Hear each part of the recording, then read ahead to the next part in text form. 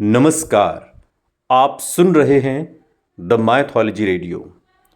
स्वर्ग की अप्सराओं में तिलोत्तमा का नाम उनके अद्वितीय और अवर्णनीय सौंदर्य के लिए सबसे ऊपर लिया जाता है। उनका नाम ही उनके अद्भुत रूप की कहानी कहता है। शास्त्रों के अनुसार ब्रह्मा जी ने संसार के प्रत्येक कोने से तिल तिल भर सुंदरता को इकट्ठा कर उनकी रचना की थी। यही कारण है कि उनका नाम तिलोत्तमा पड़ा। कुछ कथाओं में तो ये भी कहा गया है कि उनका जन्म स्वयं ब्रह्मा जी के हवन कुंड से हुआ था। तिलोत्तमा का जन्म एक विशेष लक्ष्य को पूरा करने के लिए हुआ था, जिसकी कथा दो अहंकारी असुर भाइयों से जुड़ी है। हिरण्यकश्यप के वंश में निकुंभ नामक एक शक्तिशाली असुर था, जिसके दो पुत्र थे, सुंद और उपसुंद। इन दोनों भाइयों में अगाध प्रेम था और उन्होंने विश्व विजय की इच्छा से विंध्याचल पर्वत पर घोर तपस्या की। उनकी तपस्या से प्रसन्न होकर ब्रह्मा जी प्रकट हुए। जब दोनों भाइयों ने अमरता का वरदान मांगा तो ब्रह्मा जी ने मना कर दिया, और तब उन दोनों ने चतुराई से वरदान मांगा कि उन्हें त्रिलोक में कोई मार ना सके सिवाय एक दूसरे के।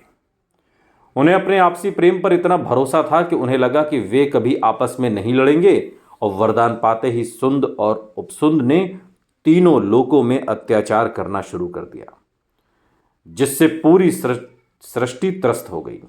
देवताओं और मनुष्यों को उनके अन्याय से मुक्ति दिलाने के लिए ब्रह्मा जी ने विश्वकर्मा जी से एक ऐसी सुंदरी की रचना करने को कहा जो इन दोनों भाइयों के अहंकार और वरदान को समाप्त कर सके।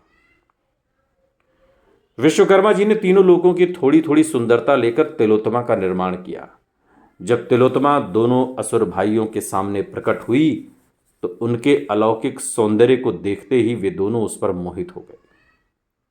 उनका पुराना भाईचारा और प्रेम नष्ट हो गया और वे तिलोत्तमा को पाने के लिए आपस में ही लड़ने लगे। अंततः एक दूसरे के हाथों मारे गए और इस प्रकार तिलोत्तमा ने अपने जन्म का उद्देश्य पूर्ण किया।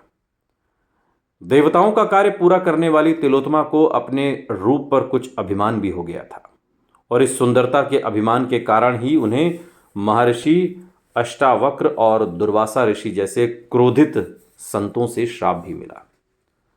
दुर्वासा ऋषि के श्राप के कारण यही तिलोत्तमा बाद में असुर बाणासुर की पुत्री उषा के रूप में धरती पर जन्मी।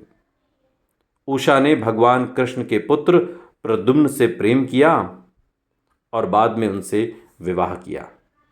इसके अलावा तिलोत्तमा का उल्लेख सूर्य से भी जुड़ा है।